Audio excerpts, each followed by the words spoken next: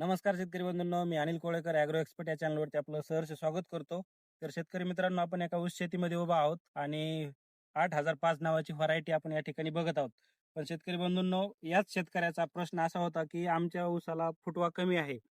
पण शेतकरी बंधूंनो, आपण ज्यावेळेस ऊस लागवड करतो, तर ऊस लागवड करताना शेतकरी बरेचसे चूक करतात की सारखं सारखं पाणी देण्याचा प्रयत्न करतात. तर शेतकरी बंधूंनो, तसं करू नका.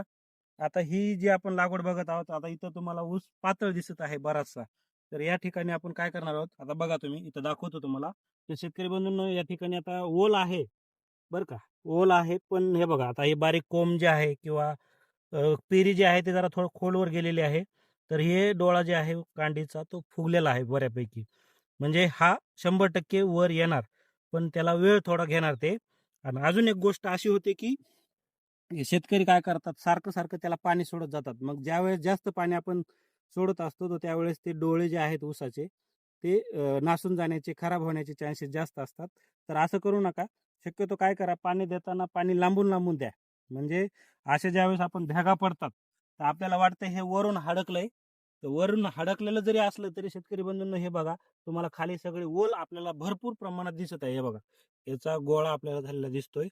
दुसरी अजून एक गोष्ट काय आहे, आता हे तुम्हाला इथं वर तर भेगा पडलेल्या दिसायला लागल्यात, पण आपल्याला वाटतं की ऊस पाणी मागत आहे, पण पाणी मागत नाही. तर हे बघा शेतकरी बंधूंनो, की याच्यामध्ये आपण एक जरी याचा ढेकळाचा खडा जर वर काढला, तर याच्यामध्ये खाली तुम्हाला भरपूर प्रमाणात ओल दिसत आहे. ही बघा ओल. आणि ज्या वेळेस आपला ऊस या ठिकाणी लागवड झालेली असते आणि अशा ज्या वेळेस भेगा पडतात, पण ज्यावेळेस ऊस पेरी ही खोलवर गेलेली असते, तर त्यावेळेस काय होते की त्या पेरीला हवा लागण्यासाठी ह्या भेगा पडणं गरजेचं राहते. तर ह्या ज्या भेगा आहेत, ह्या खूप जास्त प्रमाणात पडल्या पाहिजे. आता इथं तुम्ही बघू शकता. हे बघा, आता ही ज्यावेळेस मी इथं अशी भेग होती, तर भेगाचा हा ढेकूळ काढल्यानंतर ह्याला ज्यावेळेस हवा लागते, त्या तुम्हाला हे बघा अशा पद्धतीचा कोंब या ठिकाणी आपल्याला दिसतोय. तर हे बघा, हे कोंब तुम्हाला वर आल्याला दिसला. तर शेतकरी बंधूंनो, काय करा, याला सारखं सारखं पाणी न देता चांगलं भेगा पडू द्या. आणि भेगा पडल्यानंतर जी खोल पेरी आहे, ती पेरी पण उगवायला ताकद लावते आणि उगून येते.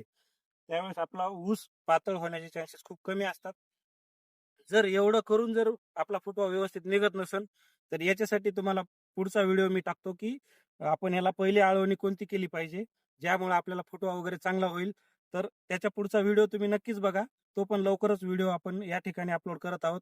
कारण आपल्याला रील्स बनवायचे, तर टाइम कमी आहे. त्याच्यामुळे आपण याच्यामध्ये शॉर्टमध्ये सांगत आहोत की पाणी फक्त सारखं सारखं देऊ नका, थोडी वापसा कंडिशन बघून द्या, जेणेकरून आपल्याला फुटवा चांगला होईल. आणि जर होत नसेल तर पुढचा व्हिडिओ नक्कीच बघा, त्याच्यामध्ये आळवणीचं शेड्यूल मी सांगणार आहे.